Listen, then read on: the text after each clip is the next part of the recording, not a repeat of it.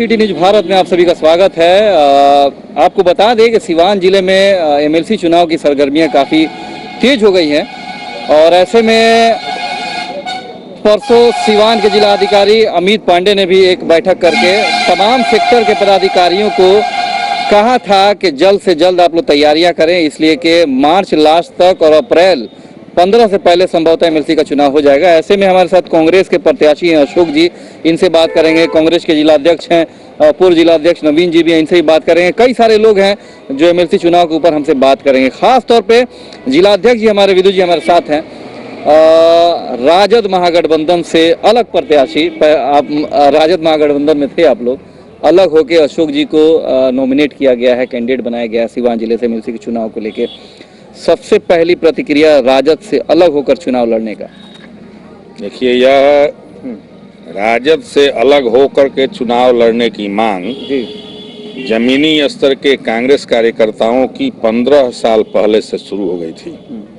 अब जाकर के जब आला कमान को लगा कि राष्ट्रीय जनता दल अपने फायदे के लिए हमसे गठबंधन कर लेता है और जब मतलब निकल जाता है तो लात मार देता है, यह स्थिति जब पैदा हो गई तो आज कांग्रेस के जमीनी कार्यकर्ताओं, हम जिलाध्यक्षों और हमारे सदृश जो छोटे कार्यकर्ता हैं, उनकी बात को आला कमान ने मान करके यह कदम उठाया है और इसके बहुत ही अच्छे परिणाम देखने को मिल रहे हैं।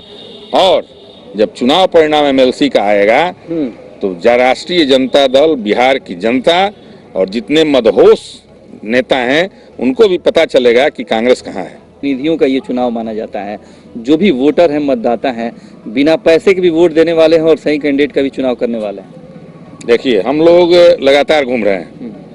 हमारे पूर्व जिलाध्यक्ष विनय चंद्र श्रीवास्तव जी और हमारे कैंडिडेट, उनके साथ हर प्रखंडों के अध्यक्ष लगातार घूम रहे हैं और मुझे जो सूचना मिल रही है, बिहार के और सिवान जिले के जनप्रतिनिधियों को, त्रिस्तरीय पंचायत के जनप्रतिनिधियों को बदनाम करने की साजिश के तहत यह कहा जा रहा है कि वोट पैसे से बिकेगा और कुछ अपराधी प्रवृत्ति के लोग पैसे के बल पर और अपने आपराधिक पृष्ठभूमि के बल पर एमएलसी का चुनाव जीत जाना चाहते हैं।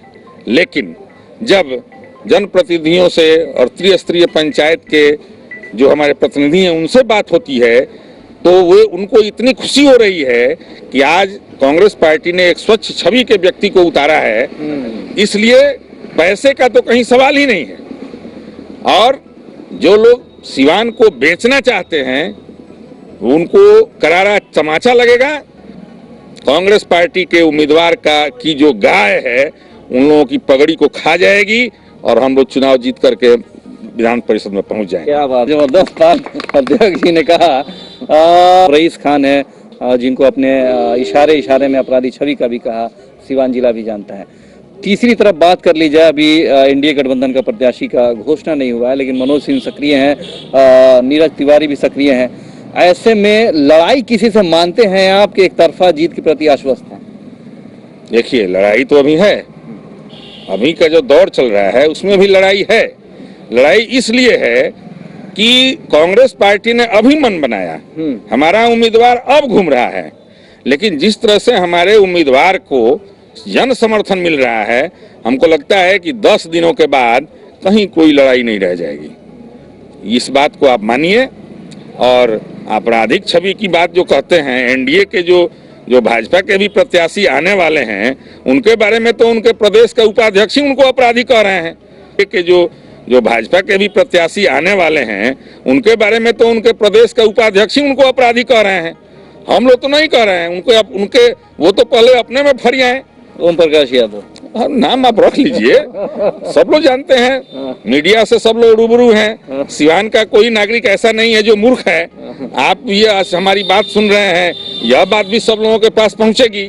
इसलिए हमारे उम्मीदवार के साथ तो किसी की तुलना ही नहीं है और हम कीना बेची करने वाले नहीं हैं। हम जनप्रतिनिधियों के दिलों में प्रवेश करेंगे, उनके प्रति विश्वास पैदा करेंगे और जो विकास के पैसे पता नहीं चलते थे कि कहाँ चले गए, उसमें पारदर्शिता लाएंगे और जनप्रतिनिधियों के हिसाब से जो हमारा फंड होगा और उसके अलावा भी जो विकास के लिए विकास मद के पैसे होंगे उनके सहयोग से जनता के हित में, सीवान के हित में हम लोग खर्च करेंगे। क्या बात है। अध्यक्ष जी, हम आपसे बात करेंगे। विनय जी, काफी सक्रिय नेता हैं आप और कांग्रेस के लिए हमेशा कार्य करते रहे, और अशोक जी पहली बार एमएलसी चुनाव के लिए प्रत्याशी बनाए गए हैं, तो क्या कहेंगे, लड़ाई कहीं रहेगी आप लोगों की या फिर जीत सुनिश्चित है? अशोक जी की पृष्ठभूमि 3 पुश्त से कांग्रेस की है।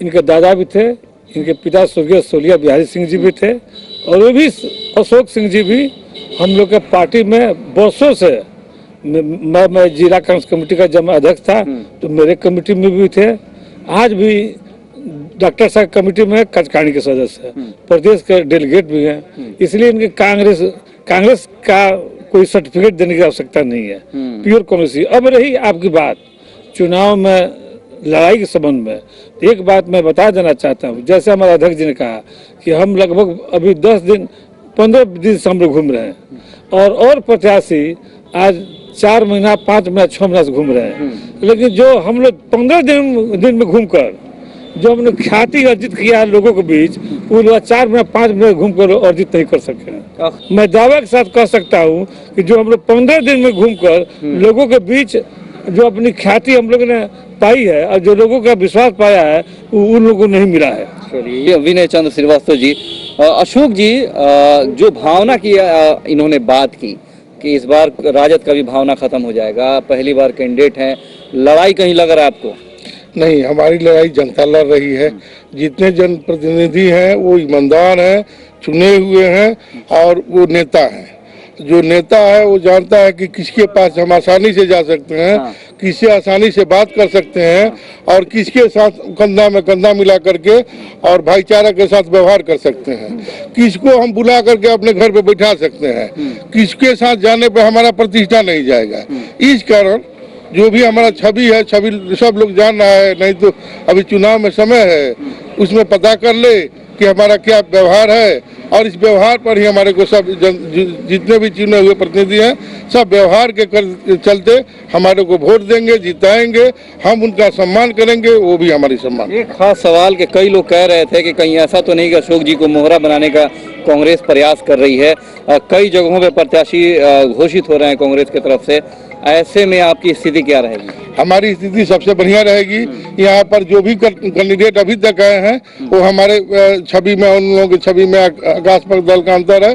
और आपको भी पता है, आप न्यूज चैनल से हैं, आप सही पत्रकारिता करते होंगे, तो सही बात रखिएगा लोगों के बीच में और जाकर के बताइएगा भी, आपके माध्यम से भी पता चलेगा। और हम लोग तो सभी जितने भी जनप्रतिनिधि हैं, मुखिया के, प्रत्येक मुखिया के दरवाजे पे अकेले जा करके उनसे अपना गुहार लगाते हैं कि हमारे बारे में पता करिए कि हम कैसे हैं। हम अगर जीतने के बाद हमारे पास आप कैसे जाइएगा, कैसे व्यवहार हमारे होगी, आज ये पता चल जाएगा।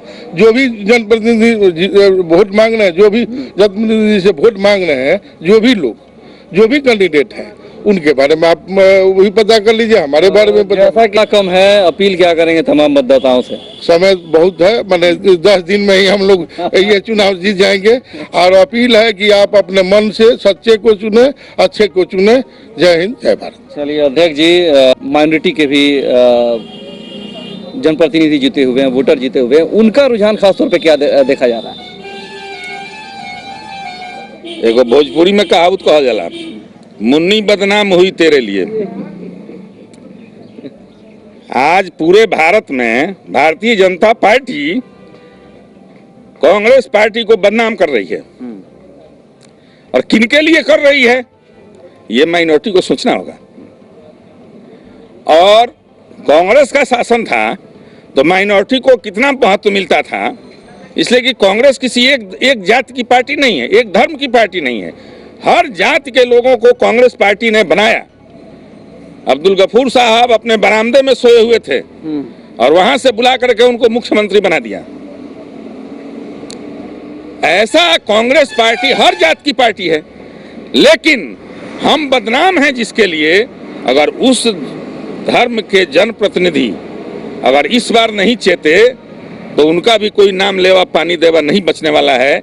यह बात हम दावे के साथ कहते हैं। और आज मुस्लिम राजनीति इतनी गड़बड़ हो गई है कि कोई भी उनका सक्षम नेता नहीं है जो उनको सही राह दिखाए। और जब तक कांग्रेस पार्टी के साथ वे नहीं जुड़ेंगे उनका भला होने वाला नहीं है, क्योंकि यह देश सबका है। आजादी की लड़ाई सबने लड़ी, हम सबको सम्मान और उनका हक देते हैं। एक तरफ रईस खान और यूनिटी का वोट बैंक पे पकड़ बता रहे हैं, क्या प्रतिक्रिया आपकी? जब वोट का समय आएगा और हमारी बात जब आप भी पहुंचाएंगे और हम भी पहुंचाएंगे, तो हमने तो कहा ना कि उन लोगों को सोचने की जरूरत पड़ जाएगी। वे लोग बाध्य हो जाएंगे और कुएं में से निकलकर खाई में गिरने की क्यों तैयारी जनप्रतिनिधि करेंगे, यह सोचने की बात है। आप देखते होंगे, आप सिवान में बहुत दिन से पत्रकारिता करते हैं, आपने देखा होगा कि नॉमिनेशन में जिसके लाखों लोग जाते थे, लाखों परिवार के लोग जाते थे, वह चुनाव हार जाता था। तो सिवान की जनता मूर्ख नहीं है, इसलिए सिवान की जनता साफ सुथरे छवि के और सब जातियों और धर्मों के लोगों को लेकर चलने वाले पार्टी के उम्मीदवार अशोक सिंह को वोट देगी और ये जीत करके विधान परिषद में जाएंगे और सिवान की जनता को बताएंगे कि एमएलसी क्या होता है, एमएलसी का अधिकार क्या होता है और एमएलसी जनता के लिए क्या कर सकता है। चलिए, क्या बात है। ये थे अध्यक्ष जी, अशोक जी और कई ऐसे कार्यकर्ता और नेता हमारे साथ थे। चुनाव काफी संघर्ष से भरा हुआ है, लेकिन जिस तरह से अशोक जी कह रहे हैं कि हमारा जीत कंफर्म है, आश्वस्त है जीत के प्रति। उम्मीद है कि जो भी कैंडिडेट यहाँ से जीते सिवान में विकास धरातल पर करने का काम करे। हाल के लिए पूरी सी न्यूज़ टीम को दीजिए इजाजत। नमस्कार।